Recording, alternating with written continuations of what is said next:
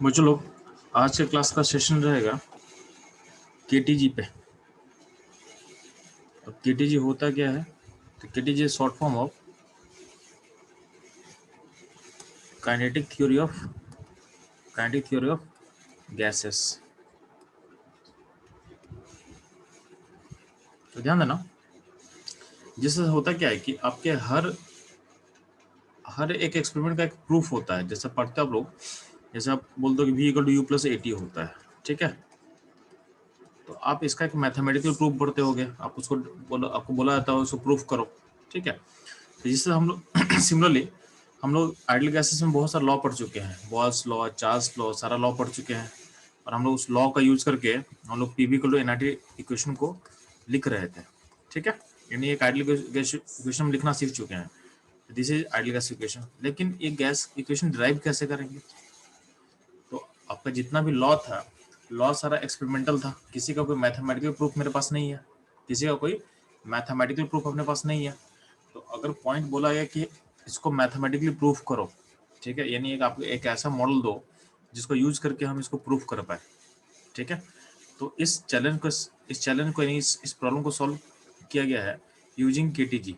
तो kinetic theory of gases basically आपको एक मॉडल देगा जिसका यूज करके आप पीवी = एनआरटी को प्रूफ कर सकते हो, ठीक है? हम पीवी = एनआरटी पे क्या कर सकते हैं? प्रूफ कर सकते हैं। तो केटीजी बेसिकली क्या है? एक मैथमेटिकल मॉडल है जिसमें कुछ अपना एजम्पशन होगा, जिसका यूज करेंगे हम, और हम पीवी = एनआरटी को प्रूफ करेंगे, ठीक? अब इस प्रोसेस में बहुत छोटा सा चीज, फंडामेंटल चीज हम लोग सीखने वाले हैं, जिससे आपको क्या होगा, कॉन्सेप्चुअल क्वेश्चन जो आएगा आपके एग्जाम में उसको आप सॉल्व कर सकते हो इजीली, उसको आप इजीली सॉल्व कर सकते हो। तो ध्यान देना। तो चलते हम लोग नोट्स पे। तो ध्यान देना, केटी थ्योरी का कुछ अजम्पशन है पहले, तो उस अजम्पशन को सीखते हैं कि अजम्पशन क्या है आपके पास, ठीक है? तो केटी थ्योरी को कुछ अजम्पशन क्या बोला गया, तो ध्यान देना। तो पहला अजम्पशन माना गया है कि all the ideal gas particle are point mass. क्या माना गया है? Point mass. जितना भी आइडियल गैस सिस्टम का जो पार्टिकल्स होगा उसका पॉइंट मास बोलोगे। पॉइंट मास बोलने का मतलब क्या है कि आपकी गैस पार्टिकल का रेडियस होगा 0। अगर रेडियस 0 हो तो क्या होगा, जो वॉल्यूम ऑफ पार्टिकल होगा, चूंकि हम मानते हैं क्या है कि आपका जो पार्टिकल्स होता है उसका क्या होता है, स्फेरिकल शेप होता है। स्फेरिकल शेप का वॉल्यूम क्या होगा, तो वॉल्यूम होगा 4/3 pi r cube. 4/3 pi r cube. अब इसमें आर को तुम 0 पुट कर दो, तो 0 पुट कर दोगे तो आपका वॉल्यूम ऑफ पार्टिकल क्या होगा, तो आपका वॉल्यूम पार्टिकल कितना निकलेगा, आपका 0 निकलेगा। क्या निकलेगा? 0 निकलेगा, ठीक है? तो अल्टीमेटली क्या हो रहा है, वॉल्यूम पार्टिकल 0, आर 0, ठीक? ये ध्यान देना, आपका वॉल्यूम पार्टिकल क्या होगा, यानी हम जो आइडियल गैस का पार्टिकल को पॉइंट मास बोल रहे हैं, इसका मतलब क्या है कि जो आइडियल गैस का पार्टिकल्स होगा उसका क्या होगा, रेडियस होगा 0, और वॉल्यूम पार्टिकल भी क्या होगा, 0। क्यों? क्योंकि अगर आर 0 होगा तो वॉल्यूम अपने आप 0 हो जाएगा, ठीक? अगला पॉइंट बोला गया, यानी अगला एजम्पशन है ये हो गया हमारा फर्स्ट एजम्पशन, ठीक है? सेकंड एजम्पशन क्या बोला गया है कि गैसेज जो गैसेज पार्टिकल होते हैं वो ट्रेवल्स करते हैं स्ट्रेट लाइन। एंड जब भी मोशन करेगा तो हमेशा मोशन का स्ट्रेट लाइन में, यानी कर्व को फॉलो नहीं करेगा, यानी ऐसा नहीं हो सकता है। मूव करे तो स्ट्रेट लाइन मूव करेगा, ठीक है? तो motion always in straight line, ठीक?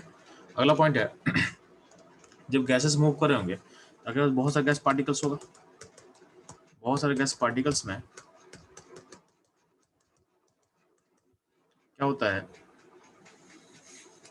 कि यहां से यहां जब ये मूवमेंट करता है तो क्या होगा, एक कोलाइड करेगा। और पार्टिकल मूव कर रहा था, क्या होगा, कोलिजन करेगा। तो गैसेस पार्टिकल कोलाइड करता है विद अनदर गैसेस पार्टिकल, ठीक है? और क्या होगा, अगर गैस पार्टिकल नहीं होता यहाँ पे, तो मान लेते हैं कि जिस वेसल में रखा हुआ है उसका अपना एक वॉल होगा, तो या तो पार्टिकल से कोलाइड करेगा पार्टिकल, या फिर क्या करेगा, पार्टिकल उठ के वॉल से कोलाइड कर सकता है। और पार्टिकल नहीं मिला तो क्या होगा, कोलिजन होगा वॉल से। तो जब पार्टिकल मूव करता है तो कोलिजन होगा। अब कोलिजन दो टाइप का पॉसिबल है, या तो होगा कोलिजन विद पार्टिकल, या तो होगा वॉल, ठीक है? तो ये समझाया हुआ है कि या तो ये पार्टिकल से कोलाइड करेगा या तो वॉल से कोलाइड करेगा। अब बोला गया, अगला पॉइंट बोला गया है कि all collisions are elastic in nature, all collision are elastic in nature. Elastic का मतलब क्या होता है, तो आप लोग पढ़ोगे फेज में जब पढ़ोगे कॉलिजन, ठीक है, उसमें बताया गया कि इलास्टिक कॉलिजन होता है और इन इलास्टिक कॉलिजन होता है। इलास्टिक कॉलिजन का मतलब क्या होता है कि ड्यूरिंग कॉलिजन प्रोसेस आपका जो काइनेटिक एनर्जी है वो क्या होगा, कंजर्व रहेगा। तो ड्यूरिंग कॉलिजन प्रोसेस आपके काइनेटिक एनर्जी में कोई चेंज नहीं होगा, यानी क्या हो रहा है, आपका जो काइनेटिक एनर्जी होता है क्या होता है बच्चों लोग, होता है कंजर्व। ठीक है, इसका मतलब हम बोल सकते हैं कि जो आपका इनिशियल काइनेटिक एनर्जी है, आपका जो इनिशियल काइनेटिक एनर्जी है वही क्या होगा, वही इक्वल टू क्या होगा, फाइनल काइनेटिक एनर्जी, वही क्या होगा, फाइनल काइनेटिक एनर्जी। ठीक है, अब ध्यान देना।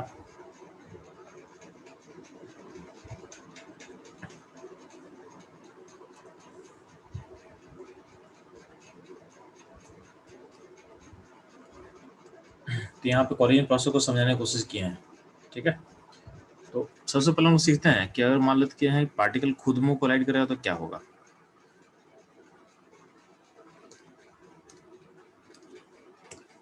तो ध्यान देना कि आपको पता चल चुका है कि कॉलिजन दो टाइप का है। कॉलिजन जो होता है, तो collision with particles, with with particle,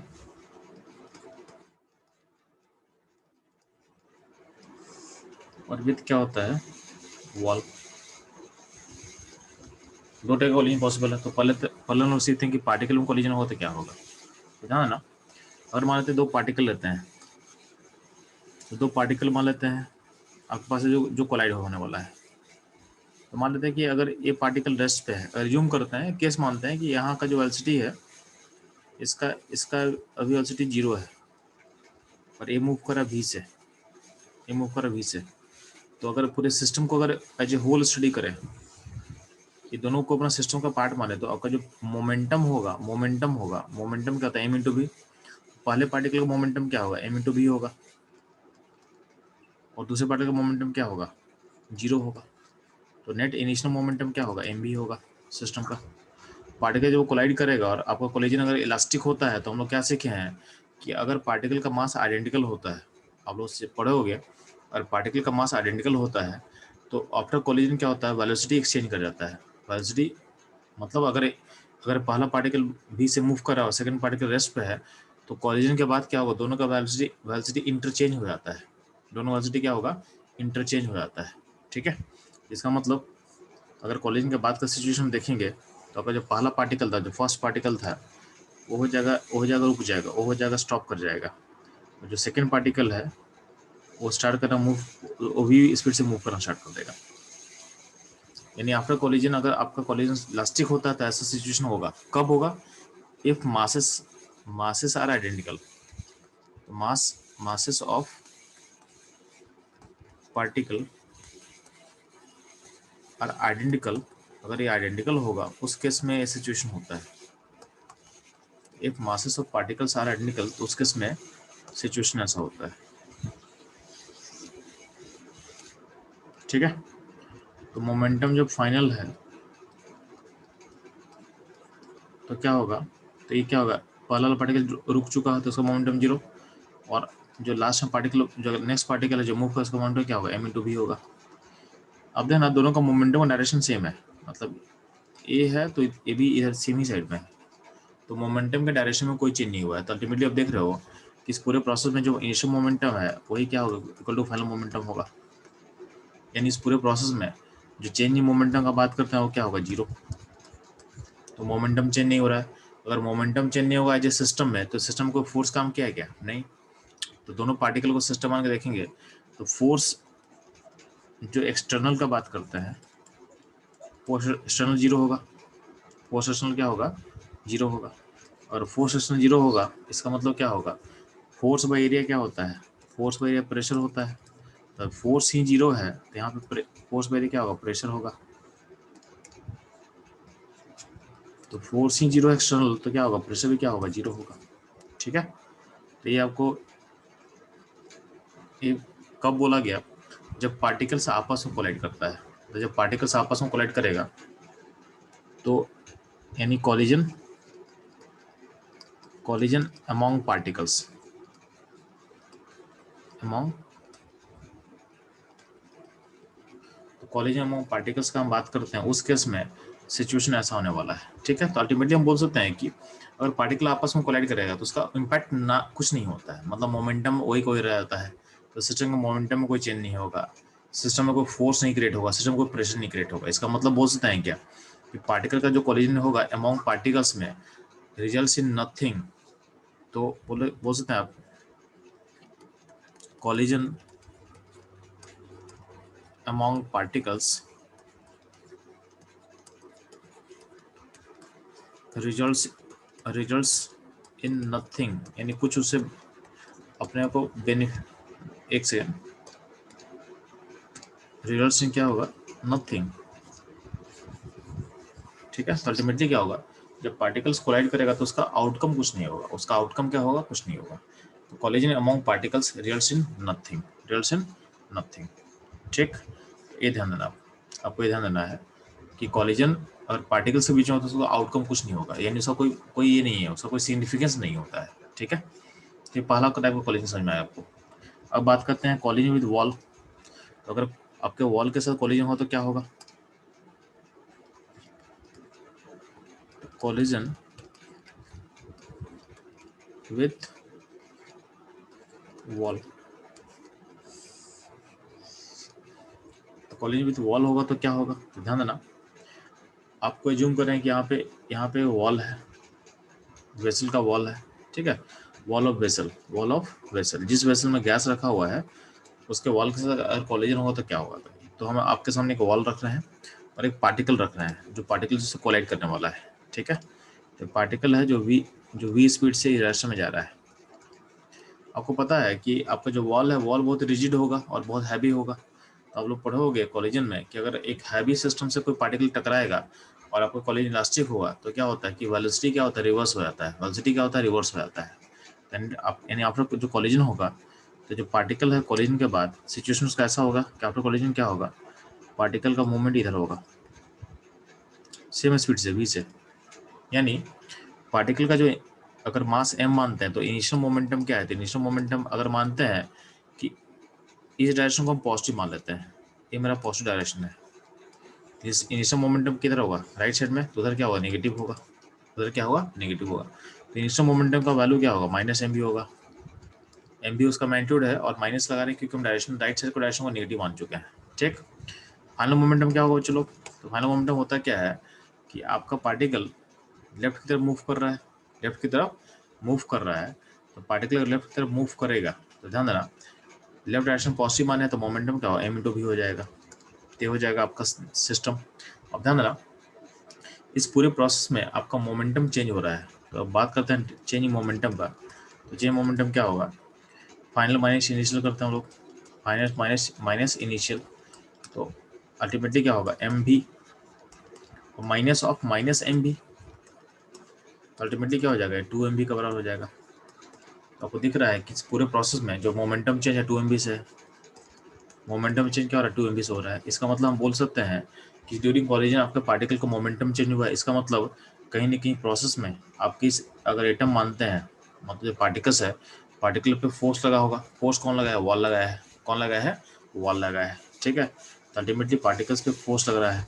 तो अगर न्यूटन थर्ड लॉ देखेंगे तो अगर वॉल वॉल एक फोर्स लगाया पार्टिकल्स पे, तो पार्टिकल फोर्स लगाएगा वॉल पे, पार्टिकल्स फोर्स लगाएगा वॉल पे, अल्टीमेटली एक फोर्स एक्सटर्नल जो होगा एक्ट करेगा। तो फोर्स जो होगा, फोर्स का वैल्यू क्या होता है, तो आपको पता है change in momentum by time, ये होता है force, rate of change of momentum, यही तो फोर्स होता है ना। Rate of change of momentum यानी change in momentum by time, ये कर लेंगे हम, तो फोर्स निकलेगा। अब ध्यान देना, जो फोर्स निकलेगा, इस फोर्स को डिवाइड करोगे एरिया से तो अल्टीमेटली क्या होगा, प्रेशर होगा। तो अगर सिस्टम में फोर्स है तो प्रेशर भी एग्जर्ट होगा, यानी आपके वॉल पे एक प्रेशर, वॉल को एक प्रेशर फील होगा, वॉल को एक प्रेशर फील होगा due to collision of particles, ठीक है। इसका मतलब जो भी आप प्रेशर फील करते हो वो क्यों होता है, due to collision of particle with wall, ठीक है।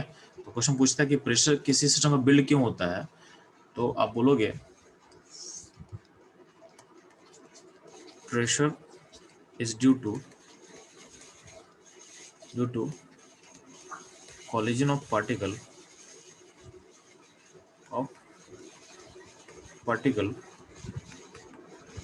with wall,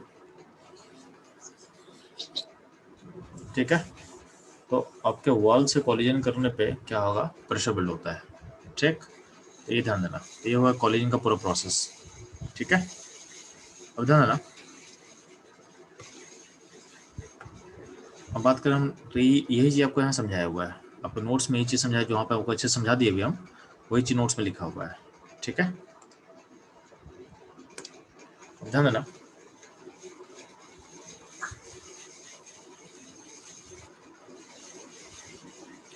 अगला जंक्शन क्या आपका केटीजी का। तो नेक्स्ट जंक्शन केटीजी का है कि देयर इज नो इंट्रैक्शन। जब गैसेस पार्टिकल्स होगा तो आप लोग पढ़े होगा ना कि पार्टिकल्स के बीच में एक इंट्रैक्शन फोर्स होता है, जिसका नाम अलग नाम रखा गया है, dipole interaction, dipole induced dipole interaction, ऐसा कुछ होता है। और क्या पढ़े होगे, लंडन फोर्स हो सकता है। तो आप लोग तीन फोर्स, गैसेस में बेसिकली तीन फोर्स काम करता है, गैसेस में तीन फोर्स काम करता है। डायपोल बोलते हैं उसको हम, ठीक है। डायपोल या डायपोल इंड्यूस्ड डायपोल हो सकता है, या फिर डिस्पर्सन फोर्स बोलेंगे, या बोलते हैं लंडन फोर्स, या बोलते हैं डिस्पर्सन फोर्स। तो इसमें से कोई ना कोई फोर्स ऑपरेट कर रहा था पार्टिकल्स में, ठीक है। तो अब बोला गया इन फोर्स को कंबाइंड बोलते हैं हम लोग, कंबाइंड बोलते हैं इनको वैन डर वाल फोर्स। क्या होता है, इनको कंबाइंड बोला गया है वैन डर वाल फोर्स। ये कंबाइंड फॉर्म इनको बोलते हैं वैन डर वाल फोर्स। तो पार्टिकल्स में कहीं ना कहीं एक फोर्स ऑफ इंट्रैक्शन काम कर रहा होता है, पार्टिकल में कहीं ना कहीं फोर्स ऑफ इंट्रैक्शन काम कर रहा होता है। लेकिन मैं क्या बोल रहा हूँ कि अगर आइडियल गैस आपका पार्टिकल है तो बोला गया है कि there is no interaction among particle of ideal gas. यानी आपके आइडियल गैस के पार्टिकल में कोई भी इंट्रैक्शन फोर्स नहीं होता है, there is no interaction among particle of ideal gas, ठीक है। आइडियल गैस के पार्टिकल में कोई भी इंट्रैक्शन फोर्स नहीं होगा, ठीक है। ध्यान देना, अब इसका मतलब क्या होता है, इसको मैं पहले बता चुका हूँ कि जब भी आप किसी गैस को लिक्विड में कन्वर्ट करते हो, तो लिक्विड में कन्वर्ट होने के लिए रिस्पॉन्सिबल क्या होता है, तो उसका इंट्रैक्शन फोर्स। जब भी गैसेस को आप कन्वर्ट करते हो लिक्विड में, मान लेते हैं गैस है, तो गैस के पार्टिकल में डिस्टेंस होता है। इसी को आप कन्वर्ट कर रहे हो लिक्विड में, यानी प्रोसेस क्या, लिक्विफिकेशन प्रोसेस हो रहा है। लिक्विफिकेशन प्रोसेस में होता है कि पार्टिकल का जो डिस्टेंस है, पार्टिकुलर डिस्टेंस क्या हो रहा है, घट रहा है, ठीक है। तो पार्टिकुलर डिस्टेंस घट क्यों रहा है, क्यों, due to interaction force. Particle में जैसे से पास आएगा उसके अंदर एक इंट्रैक्शन फोर्स बिल्ड होगा, और इंट्रैक्शन फोर्स जो है, इंट्रैक्शन फोर्स IF मतलब इंट्रैक्शन फोर्स, यही रिस्पॉन्सिबल होता है उसके लिक्विड में होने आने के लिए। तो अगर किसी सिस्टम में इंट्रैक्शन फोर्स होगा ही नहीं, तो लिक्विफिकेशन उसका पॉसिबल ही नहीं होगा। इसका मतलब आपके आइडियल गैस के पार्टिकल को आप लिक्विफाई नहीं कर सकते हो, आपके आइडियल गैस के पार्टिकल को आप लिक्विफाई नहीं कर सकते हो, ठीक है। Ideal gas particle can not be liquefied, क्यों, कि there is no interaction force among particle of ideal gas, ठीक है। अब पॉइंट आता है कि इतना जो हम अजम्पशन पढ़ रहे हैं, इसमें से कौन कौन सा अजम्पशन जो होगा रियल गैस के लिए फॉलो नहीं होगा। इसमें चेक कर लेते हैं हम लोग। तो कहीं पूछता है कि इसमें जो केटीजी का अजम्पशन है, उसमें से कौन कौन सा अजम्पशन ऐसा होगा जो रियल गैस के लिए फॉलो नहीं होता है, ठीक है। तो भी हम लोग देख लेते हैं। तो ध्यान देना, जो लास्ट फिफ्थ अजम्पशन है, ये अजम्पशन रियल गैस पे वो भी नहीं होता, क्योंकि रियल गैस के पार्टिकल में इंट्रैक्शन फोर्स होता है, ठीक है। इसके यहाँ लिखा हुआ assumption was wrong with respect to real gas, यानी इसको आप रियल गैस पे एक्सटेंड नहीं कर सकते हो। आइडियल गैस जो हम लोग मान चुके हैं कि गैस आइडियल होता है, जो कि रियल में एग्जिस्ट नहीं करता, उसके लिए बोल सकते हैं। लेकिन जो रियल लाइफ में लोग गैसेस डील करते हैं, उसको इसमें अप्लाई नहीं कर सकते हो, यानी कहीं ना कहीं जम्पशन क्या है, वैलिड नहीं है, कहीं ना कहीं जम्पशन क्या है, वैलिड नहीं है। तो इस एम को वैलिड नहीं मानोगे। इसके अलावा ध्यान देना, आपका जो फर्स्ट अजम्पशन था, जो पहला पॉइंट हम मेंशन किए थे, तो फर्स्ट अजम्पशन में क्या वैलिड नहीं है, all the ideal gas particles are point mass, ये भी एजम्पशन वैलिड नहीं है, क्योंकि आपको पता है कि हर एटम का अपना एक रेडियस होता है, आप उसका वैल्यू भी आपको पता होता है कभी कभी, ठीक है।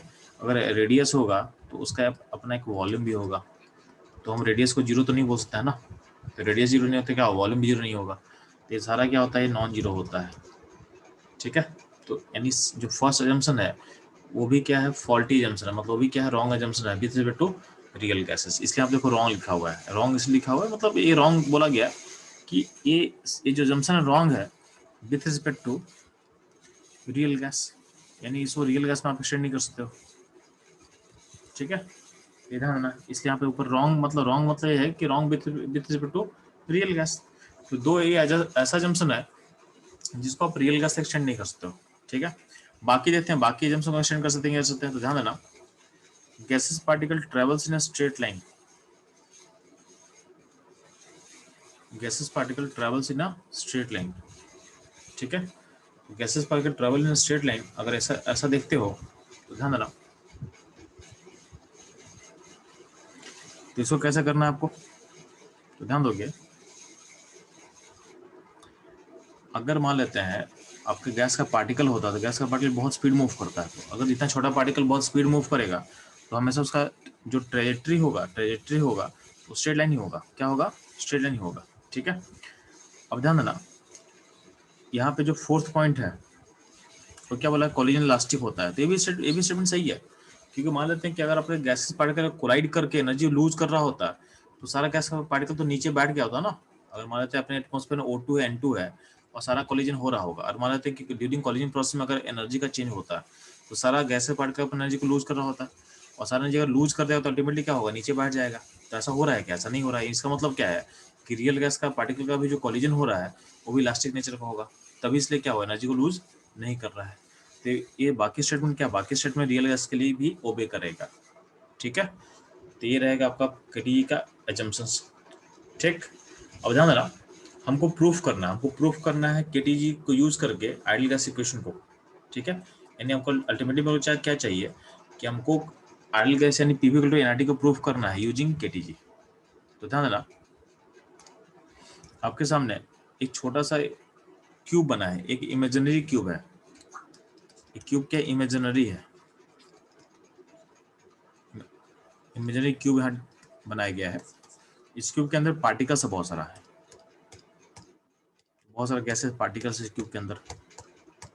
ठीक है, और इसमें ध्यान देना, इसको हम अपना एक्स एक्सिस माने हैं, ये मेरा एक्स एक्सिस है, ये मेरा वाई एक्सिस है, और ये मेरा जेड एक्सिस है। क्या है, ये मेरा जेड एक्सिस है। तो एक्स वाई जेड आपको समझ में आ चुका है, आपको एक्स वाई जेड समझ में आ चुका है। ठीक, अब ध्यान देना, हम एज्यूम कर रहे हैं कि इस छोटे से क्यूब में आपका जो टोटल पार्टिकल का नंबर है वो है n, तो n is the total particle number. अब ध्यान देना, जो स्मॉल m है, स्मॉल m माना गया मास ऑफ वन पार्टिकल, तो एक मास ऑफ पार्टिकल को हम बोलते हैं, यानी वन पार्टिकल के मास को बोलेंगे स्मॉल m। ठीक है, और चूंकि इसका डायमेंशन जो क्यूब का है उसको a माना गया, क्या माना गया है, a माना गया है, तो a is the dimension of cube, a is the dimension of cube, यानी क्यूब का डायमेंशन को a माना गया, यानी क्यूब का जो साइड यानी एज लेंथ है उसको हम a मान रहे हैं। तो उसको हम a बोलेंगे तो जो आपका वॉल्यूम होगा, वॉल्यूम है आपका ए क्यूब, आपको वॉल्यूम क्या है, ए क्यूब, आपको वॉल्यूम क्या है, ए क्यूब। ठीक, अब ध्यान देना, अब क्या बोल रहे हैं कि आपको पता है कि इसमें जितना ही पार्टिकल्स होगा तो हर पार्टिकल का अपना अलग अलग स्पीड होता है। हम लोग क्या सीखे हैं, each and every particle have different speed, लेकिन हम हर पार्टिकल को स्टडी कर नहीं सकते, हमको एज ए बल्क स्टडी करना होता है, सिस्टम का एज ए बल्क स्टडी करना होता है। उसके समय हम लोग क्या करते हैं, कुछ स्टैटिस्टिकल पैरामीटर को हम लोग याद करना सीखे हैं। जैसे आपको पता है कि आप लोग लास्ट क्लास में सीख चुके हो कि कुछ अपना VRMS होता है, कुछ VMP होता है, और कुछ V एवरेज होता है। तो आइडियल गैस सिस्टम के पार्टिकल्स का VRMS का फॉर्मूला क्या होता है जी, √3RT/m होता है। VMP का फॉर्मूला क्या होता है जी, 2RT/m होगा, और एवरेज का फॉर्मूला क्या होगा, तो √8/π/RT/m होगा। ये आपका फॉर्मूला हो गया, ये आपका फॉर्मूला हो गया। ठीक है, तो अगर ये फॉर्मूला है तो हम क्या बोल रहे हैं कि अगर मान लेते हैं कि RMS, तो हम इसमें से RMS वैल्यू को उठा लेते हैं। ठीक है, तो इस RMS वैल्यू को हम लेके चलेंगे, यानी आगे के प्रोसेस के लिए हम RMS यानी गैस के पार्टिकल का आरएमएस स्पीड हम लेके चल रहे हैं, ठीक है। यानी एज्यूम करें कि हर गैस का पार्टिकल का स्पीड जो होगा आरएमएस होगा, ठीक। तो हम बोल रहे हैं कि हर गैस का पार्टिकल आरएमएस नहीं होता है, ये ध्यान देना, ठीक है। आरएमएस वैल्यू जो होगा वो आरएमएस वैल्यू एक स्टैटिक्स का यूज करके हम निकाले हुए हैं ना, हर गैस का स्पीड अपना अलग अलग होगा। आरएमएस ले रहे ताकि हम स्टडी को सिंप्लीफाई कर सके, इसलिए इसको उठा रहे हैं हम, ठीक है। अब चूंकि वेलोसिटी वेक्टर क्वांटिटी होता है और आपके पास थ्री डायमेंशन है, तो वी आरएमएस का जो अपना हर कंपोनेंट्स पॉसिबल है। वी आरएमएस को हम ब्रेक कर सकते हैं कंपोनेंट में, तो क्या हो सकता है अपना वी एक्स होगा आई कैप, जो वी वाई होगा जे कैप, और प्लस वी जेड होगा कुछ के कैप। तो ये आपका वेलोसिटी का कंपोनेंट्स हो गया, ठीक है। फिर से मैं रिपीट कर रहा हूँ, तो हम बोल रहा हूँ कि अगर मान लेते हैं क्यूब जो है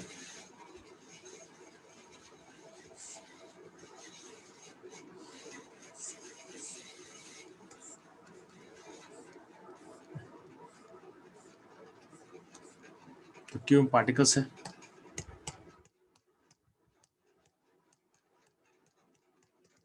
ना मैं बोल कह रहा हूँ आपको एक्स वाई जेड में मान ले रहा हूँ अभी, और मैं बोल रहा हूँ कि इसमें किसी जो पार्टिकुलर स्पीड को अगर हम वी आर एम एस बोल रहे हैं, तो वी आर एम एस का 3 कंपोनेंट होगा, कुछ होगा एक्स का एक्स कंपोनेंट होगा, ठीक है, कुछ होगा वाई कंपोनेंट होगा, और कुछ आपका जेड कंपोनेंट होगा,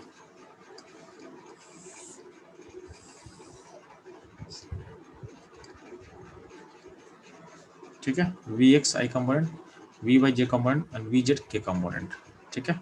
तो फर्स्ट स्टेप में काम करेंगे। अब ध्यान देना, हम लोग चूंकि पार्टिकल एक नहीं ना, पार्टिकल बहुत सारा है, तो हर पार्टिकल का अपना एक्स होगा, वाई होगा, जेड होगा। तो अगर सारे का एक्स को तुम ऐड करोगे ना, सारे का वाई को ऐड करोगे, सारे का जेड को ऐड करोगे, तो अल्टीमेटली क्या होगा कि आपका हर डायरेक्शन में वेलोसिटी सेम आ जाएगा। मैं फिर से मैं बोलना क्या चलो समझा आपको। यहाँ से यहाँ बहुत सारा पार्टिकल्स है, आपके क्यूब में बहुत सारा पार्टिकल्स है, तो हर पार्टिकल का जो एक्स कंपोनेंट को आप निकालोगे ना, तो और वाई को निकालोगे और जेड को निकालोगे, तो ओवरऑल देखोगे तो एक्स का कंपोनेंट का अलग अलग वैल्यू होगा हर गैस पार्टिकल के लिए, वाई के लिए अलग होगा और जेड के लिए अलग होगा। लेकिन यहाँ पार्टिकल का नंबर जब बहुत ज़्यादा है, तो इस एक्स का एवरेज अगर निकालते हो आप, इस वाई का अगर एवरेज निकालते हो, यानी आरएमएस का एक्स कंपोनेंट का एवरेज, आरएमएस का वाई कंपोनेंट का एवरेज सारे पार्टिकल का, और आरएमएस का जेड कंपोनेंट का जब एवरेज निकालोगे सारे पार्टिकल्स का, तो चूंकि पार्टिकल का सैंपल बहुत बड़ा है, तो अल्टीमेटली इसका आउटकम क्या होता है, इसका जो एवरेज वैल्यू निकालोगे सबका सेम हो जाएगा, सबका क्या होगा, सेम हो जाता है। तो हम ऐसा बोल सकते हैं क्या कि जो V S V Y Z हम कंपाउंड्स मान रहे हैं, तो इसमें जो वी एस का जो वैल्यू होगा, मैग्नीट्यूड होगा, वही वी वाई का मैग्नीट्यूड होगा, और वही क्या होगा, वी जेड का मैग्नीट्यूड होगा, ठीक है। तो ये इंपॉर्टेंट एजम्पशन है, और ये इसको प्रोबेबिलिटी से आप प्रूफ कर सकते हो। जब भी आप प्रोबेबिलिटी पढ़ोगे तो प्रोबेबिलिटी में बोला गया है कि अगर आपका सैंपल स्पेस इनफाइनाइट होता है, आपका सैंपल स्पेस अगर इनफाइनाइट होगा, तो हर डायरेक्शन में आपका जो प्रोबेबिलिटी हुआ इक्वल होगा, in every direction probability is equal. For example ध्यान देना, जैसे आप कॉइन को उछालते हो, तो कॉइन को उछालने पे आपका हेड एंड टेल आने का प्रोबेबिलिटी 50% कब होता है, तो सिंगल कॉइन का कभी नहीं होगा। आप पढ़ना कभी अच्छे से प्रोबेबिलिटी का बुक में, तो उसमें लिखा होगा कि अगर आप इस एक्सपेरिमेंट को इनफाइनाइट टाइम्स करोगे, यानी एक ही कॉइन को इनफाइनाइट टाइम उछालोगे, तो उसका प्रोबेबिलिटी होगा 50%, ठीक है। आप एक बार उछालेगे, उसका चांस 50% कभी नहीं होगा, ठीक है। तो अगर इनफाइनाइट कॉइन्स अगर एक साल उछाला जाए, तो उसमें प्रोबेबिलिटी इक्वल इक्वल बढ़ता है, यानी जब सैंपल साइज इनफाइनाइट होगा तो आप इक्वल पार्ट में बांट सकते हो। तो यहाँ भी क्या है, जो पार्टिकल का नंबर जो क्यूब में है वो आपका इनफाइनाइट है, बहुत ज़्यादा पार्टिकल्स है, तो अब बहुत ज़्यादा पार्टिकल होगा, तो सारे का स्पीड का नेट समेशन देखोगे एक्स वाई जेड में, तो अल्टीमेटली क्या आएगा, सेम आ जाएगा, अल्टीमेटली क्या होगा, सेम आ जाएगा, ठीक है। यहाँ तक में कोई डाउट है तो पूछ सकता हूँ, चलो किसी को डाउट है यहाँ तक में? शुभ्रांशु, स्मृति, शरण्या, सत्य सार्थक, वर्षा, सुमाली,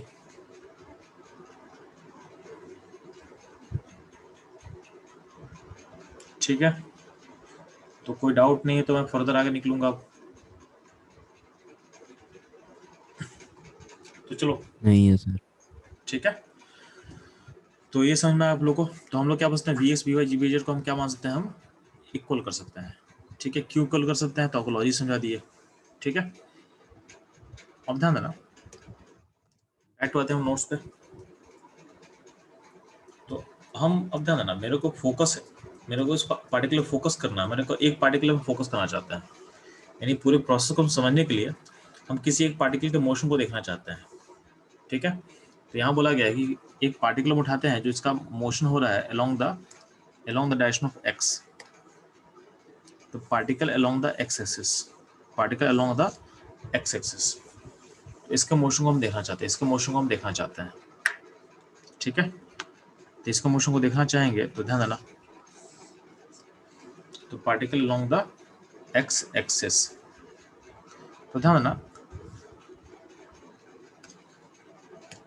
आपको दिख रहा है यहाँ पे कि अगर मान लें तो कोई पार्टिकल एक्स के लॉन्ग है, तो उसके लिए चलो मैं एक अलग से मैं बॉक्स बना के दिखा रहा हूँ ताकि आपको और बेटर वे में क्लियर हो पाए। तो मान लेते हैं कि एक क्यूब बना रहे हैं हम,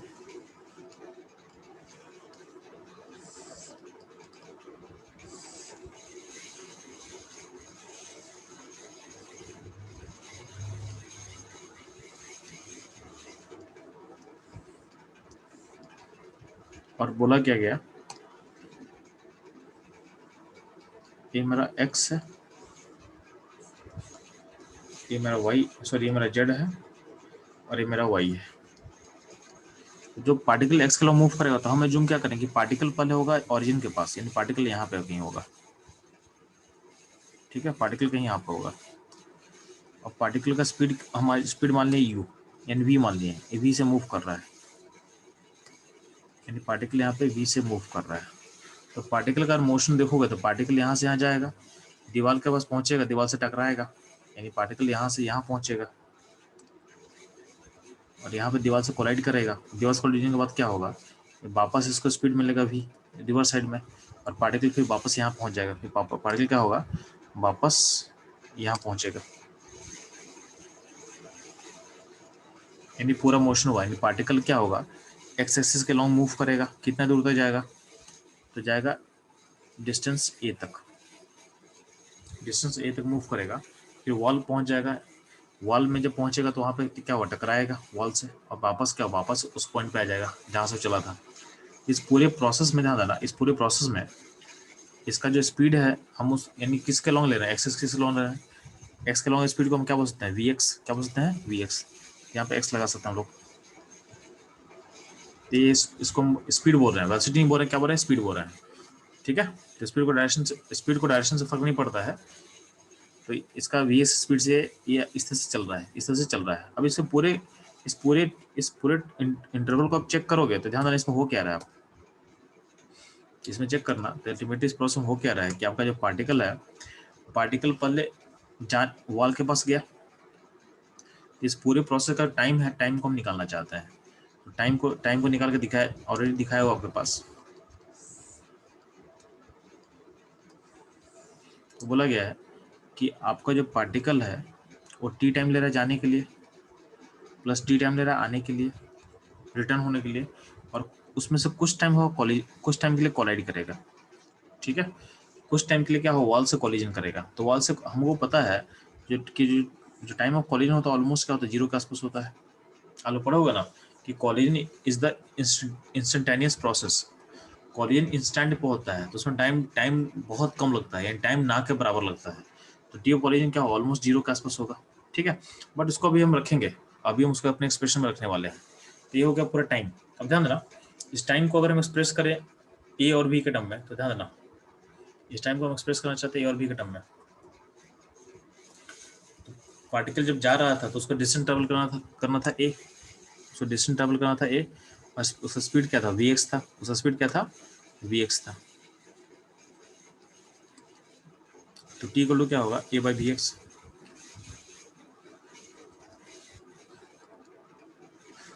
तो ये जाने का टाइम, ये आने का टाइम, और बीच में कुछ टाइम ऑफ कॉलिजन, तो अल्टीमेटली क्या हो रहा है, टी है, टी क्या होगा, 2a बाई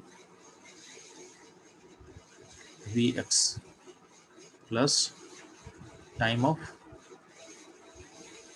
कॉलिजन, अल्टीमेटली हो रहा है। अब बता ना, इस पूरे टाइम इंटरवल में आपका मोमेंटम चेंज कब हुआ था, तो अल्टीमेटली जो फोर्स होता है ना, आप जो फोर्स निकालते हो ना, फोर्स, तो फोर्स क्या होता है, rate of change of momentum, D V by D T. तो जो नीचे का dt होता है, dt कौन सा टाइम होता है जी? तो dt होता है उस टाइम को लेते हैं dt में जिस टाइम में का मोमेंटम चेंज हुआ है। मतलब मान लो पार्टिकल ऊपर से नीचे गिरा, मान लेते हैं एक बॉल को आप नीचे गिरा है, तो बॉल नीचे गिरेगा, फर्स्ट आपके फ्लोर से टकराएगा और ऊपर की तरफ मूव करेगा। तो नीचे गिरने का टाइम और ऊपर उठने का टाइम में मोमेंटम चेंज नहीं हो रहा। चेंज कब हो रहा है? चेंज हो रहा है ड्यू टू कॉलिजन। तो मोमेंटम जब चेंज हो रहा होता है उस टाइम का हमको टाइम डालना होता है dt। तो dt होता है जिस टाइम इंटरवल में मोमेंटम चेंज हुआ है। तो अगर आप देखोगे इस प्रोसेस में, तो मोमेंटम चेंज कब हुआ है? तो मोमेंटम चेंज जाने आने में नहीं हुआ है। मोमेंटम चेंज कब हुआ है? तो जब आपका कॉलिजन हो रहा था, यानी टी ऑफ कॉलिजन जो है उसी ड्यूरेशन में आपका मोमेंटम चेंज हुआ है। तो अगर हमको फोर्स निकालना होगा तो हमको क्या होगा, इस टाइम को निकालना पड़ेगा। अगर हम टाइम ऑफ कॉलिजन को नहीं निकाल पाएंगे तो आप फोर्स को नहीं निकाल पाओगे, आप फोर्स को नहीं निकाल पाओगे। तो अगला चैलेंज क्या है मेरे सामने कि हम टाइम ऑफ कॉलिजन को कैसे फाइंड करें, how to find T of collision. तो नेक्स्ट चैलेंज क्या था आपके पास, हाउ टू फाइंड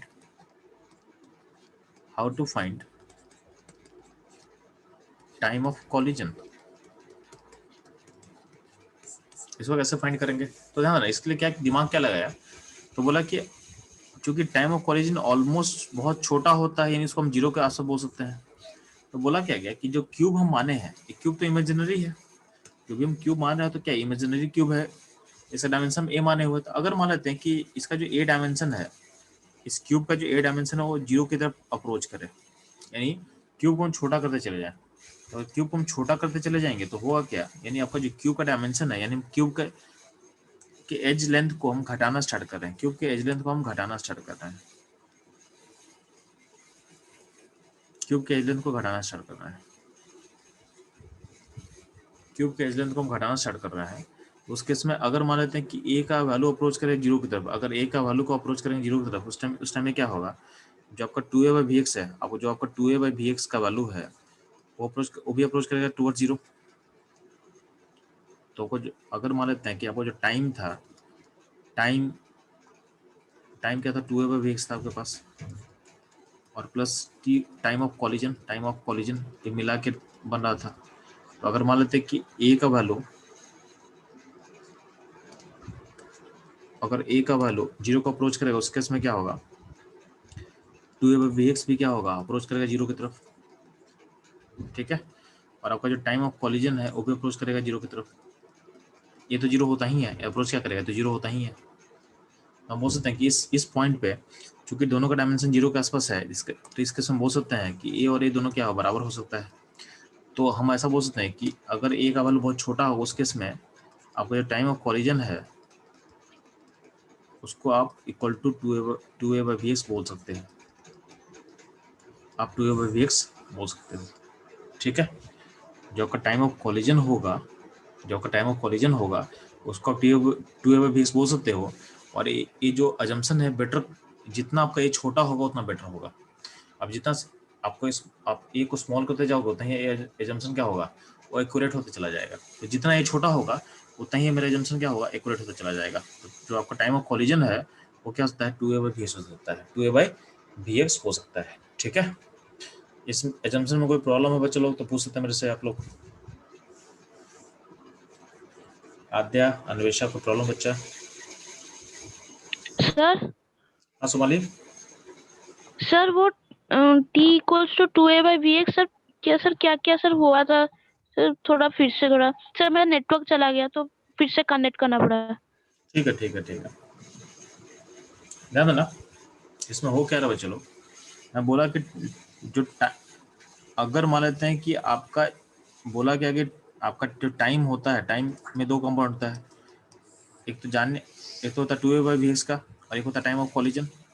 आपको पता है कि जो टाइम ऑफ कॉलिजन होता है बहुत छोटा होता है, बहुत स्मॉल होता है, यानी जीरो के आसपास होता है। तो अगर बोला गया कि अगर हम ए को छोटा करते जाएंगे, अगर ए को छोटा करेंगे यानी आपके क्यूब के लेंथ को छोटा कर जाएंगे, तो आपका ए अप्रोच करेगा जीरो के पास।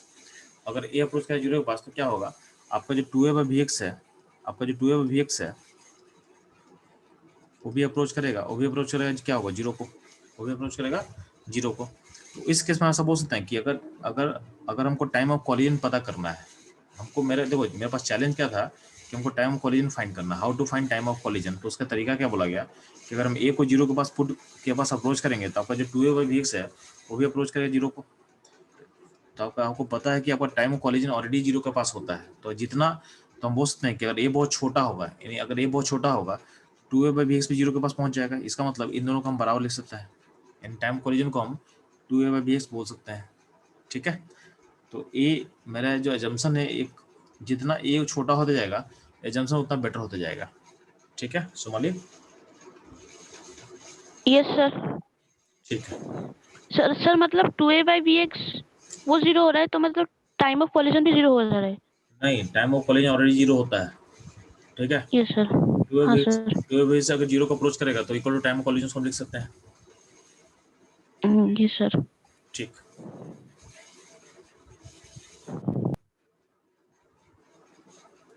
अब ध्यान देना। तो हम लोग अब क्या फाइंड कर चुके हैं कि हमको टाइम ऑफ कोलिजन पता चल गया कि टाइम ऑफ कोलिजन का जो वैल्यू होता है उसको हम लिख सकते हैं 2a/bx। ये हो गया आपका टाइम ऑफ कोलिजन। अब ध्यान देना, हम बात कर रहे हैं इसमें इस क्यूब में, तो ध्यान देना इस क्यूब में बहुत सारा बॉल होगा, ये बहुत सारा एटम होने वाला है। तो बहुत सारे एटम इस क्यूब में है, तो ध्यान देना हर एटम का अपना, तो अभी हम फोकस कर रहे हैं कि इसमें कितना पार्टिकल है, तो इसमें आपको पार्टिकल नंबर n रखा गया है। तो पार्टिकल का नंबर n है। अगर हम बात कर रहे हैं कि आपका जो मोमेंटम है, initial momentum along the x direction, x के अलोंग मोमेंटम क्या होगा, तो हर पार्टिकल का स्पीड क्या होगा, vx होगा। तो एक पार्टिकल का मोमेंटम हो गया mx, और पार्टिकल का n है तो क्या होगा, यहाँ पे n से मल्टीप्लाई कर दो, तो ये हो गया n m vx। ये हो गया initial momentum along the x direction. अगर हम बात करते हैं, अब मान लो कि सारा पार्टिकल क्या होगा, वॉल पे टकराएगा और वापस आएगा, तो जो चेंज होता है चेंज डबल होता है। आप पढ़े हो ना कि अगर वॉल से टकरा के पार्टिकल आएगा तो और मोमेंटम एम भी होता है, तो चेंज क्या होता है, चेंज होता है 2mv। यहाँ पे बोलेंगे कि मोमेंटम जो चेंज होगा अलोंग द एक्स डायरेक्शन क्या होगा, आप बोलोगे twice into N M V X होगा, यानी जो मोमेंटम चेंज क्या होगा, डबल होगा, क्योंकि जो फाइनल मोमेंटम है उसका वैल्यू क्या होता है, मैग्नीट्यूड सेम रहेगा बट डायरेक्शन उल्टा हो जाएगा, तो अल्टीमेटली क्या होगा, मोमेंटम चेंज क्या डबल हो जाएगा। ठीक है, तो यही चीज़ आपको समझाया नोट्स में कि आपका जो मोमेंटम टोटल है एक्स के डायरेक्शन में ये होता है एन एम वी एक्स। तो चेंज इन मोमेंटम क्या होगा एक्स के अलाउंग, तो 2 nm vx। अब आता था फोर्स का, तो फोर्स क्या होता है, तो मोमेंटम चेंज, तो फोर्स अलोंग द एक्स, यानी एक्स के जो वॉल पे अगर फोर्स पता कर रहे हैं तो इसका मतलब क्या होगा, एक्स के अलोंग जो मोमेंटम चेंज हुआ है बाई टाइम ऑफ कॉलिजन। तो मोमेंटम चेंज का तो वैल्यू आपको पता है कितना होता है 2 nm vx, और टाइम का वैल्यू क्या है, तो टाइम कॉलिजन का निकाल चुके आप लोग 2a/bx। तो 2 कैंसिल हो जाएगा, 2 कैंसिल हो जाएगा, तो अल्टीमेटली क्या होगा, आपका वैल्यू जो आ रहा है उसमें आ जाएगा, देखो ऐसा कुछ आ जाएगा nm/2/a। nm अल्टीमेटली क्या हो जाएगा, ये nm/2/a,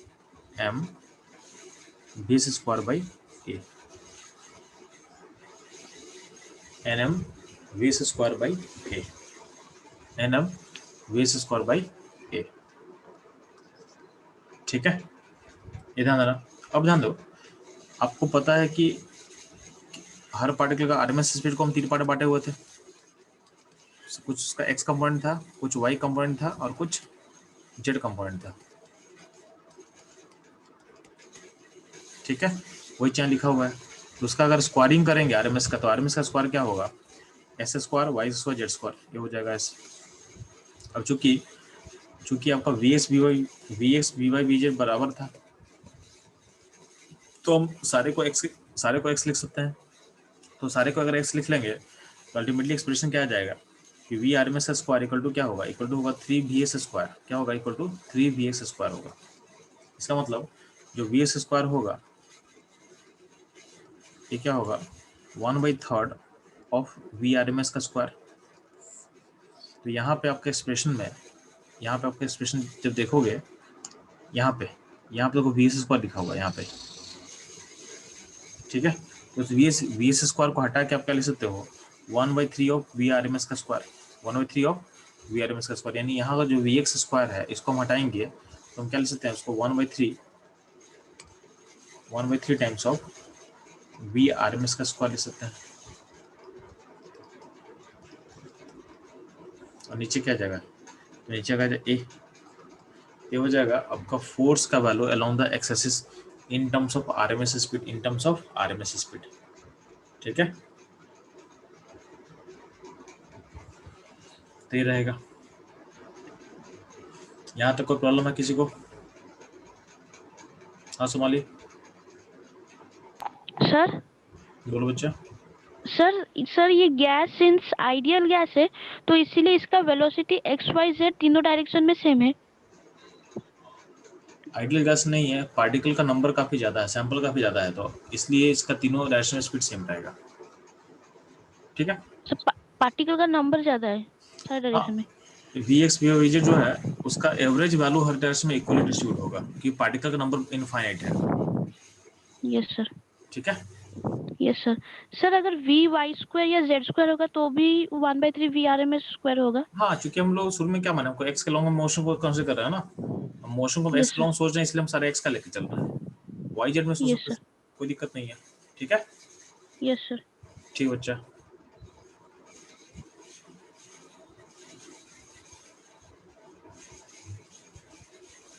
अब ध्यान है ना, तो आपका जो फोर्स अलोंग द एक्स का है उसका वैल्यू आ चुका है आपके पास। तो force along the X axis क्या है, ये है 1/3 n m v r m s का स्क्वायर बाई ए।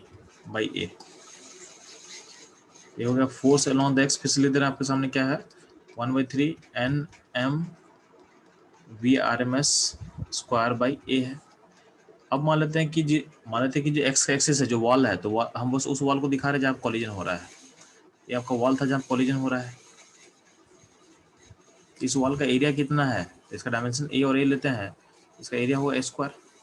यानी इस वॉल पे इतना फोर्स लगने वाला है, इस वॉल पे इतना फोर्स लगने वाला है, इस वॉल पे इतना फोर्स लगने वाला है। ठीक है, अब ध्यान देना, अगर हमको मानते हैं कि इस वॉल पे हम प्रेशर निकालना चाहते हैं, इस वॉल पे हम प्रेशर निकालना चाहते हैं, तो प्रेशर कैसे निकालेंगे? तो वॉल पे आपको फोर्स का वैल्यू पता है, तो प्रेशर कैसे होगा? तो प्रेशर फाइंड करने के लिए तरीका क्या होगा कि प्रेशर जो होगा, यानी इस वॉल पे तो क्या है, pressure on the X axis की तरफ निकालना हमको, तो इसको हम पी एस लिख सकते हैं, इसको हम पी एस लिख सकते हैं। तो ध्यान देना, जो पी एस का वैल्यू होगा क्या होगा, तो force along the X axis को डिवाइड करेंगे ए स्क्वायर से, यानी एरिया से, वॉल के एरिया से डिवाइड कर देंगे, वॉल के एरिया से डिवाइड कर देंगे, तो अल्टीमेटली इसका वैल्यू क्या निकल के आ जाएगा, तो पी एस का वैल्यू निकल के आ जाएगा 1/3 N M V R M S का स्क्वायर बाई ए क्यू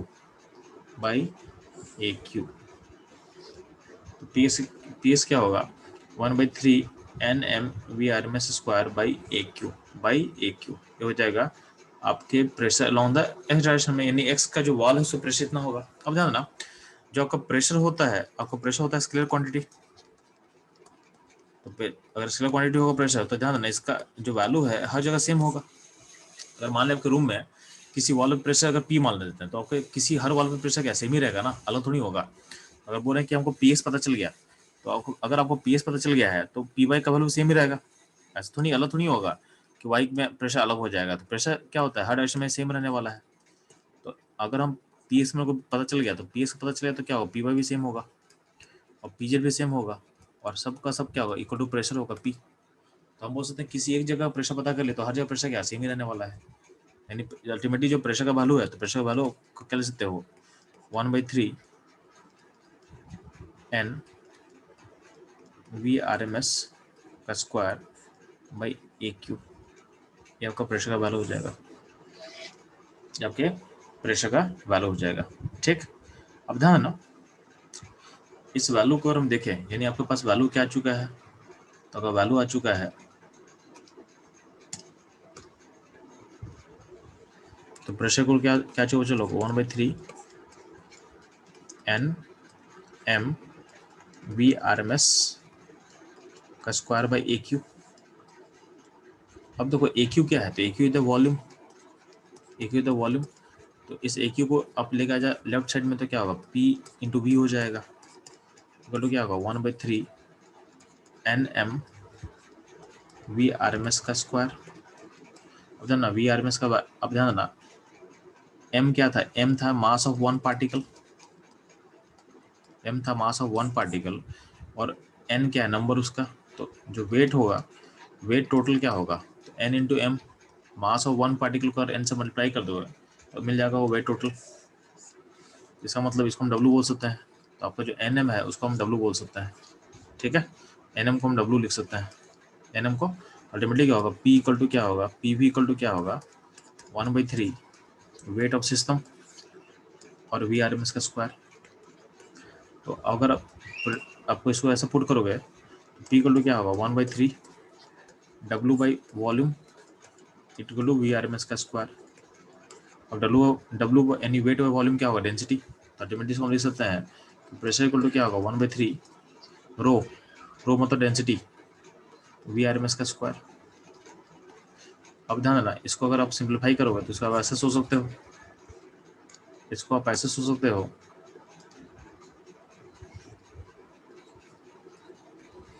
कि 3p by rho equal to क्या होगा, VRMS होगा का स्क्वायर होगा। तो अल्टीमेटली आपका VRMS का एक नया फॉर्मूला हम लिख रहे हैं आपके सामने। तो ऐसा बोल सकते हो कि VRMS को हम लिख सकते हैं √3p बाई रो। तो ये आपके लिए एक नया फॉर्मूला लिख रहे हैं हम, किसके लिए, VRMS के लिए, VRMS के लिए, ठीक है। तो ये कोई नया फॉर्मूला हो गया। अब ध्यान देना, आप यहाँ से फोकस कर, इस पॉइंट से, ठीक है, और बेटर आप इस पॉइंट से फोकस है, यहाँ से, इस पॉइंट से, ठीक। इसको मैं लिख रहा हूँ, आपके पास है क्या, PV इक्वल टू क्या है, 1/3 वेट VRMS का स्क्वायर है।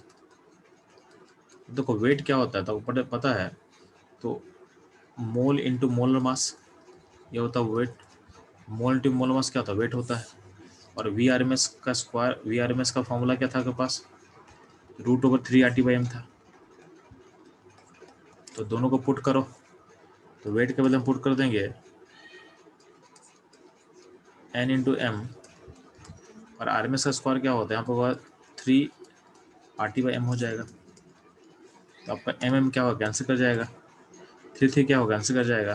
तो अल्टीमेटली क्या हो जाएगा, तो अल्टीमेटली देखोगे आपका आउटकम क्या हो जाएगा, PV लेफ्ट में है और आगे क्या होगा, राइट्स में क्या होगा, NRT। तो अल्टीमेटली आप KTG का यूज करके आयल गैस इक्वेशन को क्या कर दिए, प्रूफ कर दिए, ठीक है। तो यही था ऑल अबाउट KTG थ्योरी। तो आपको इतना सारा स्टडी कर लोगे तो आपका फिजिक्स और केमिस्ट्री दोनों का KTG खत्म हो जाएगा, ठीक है।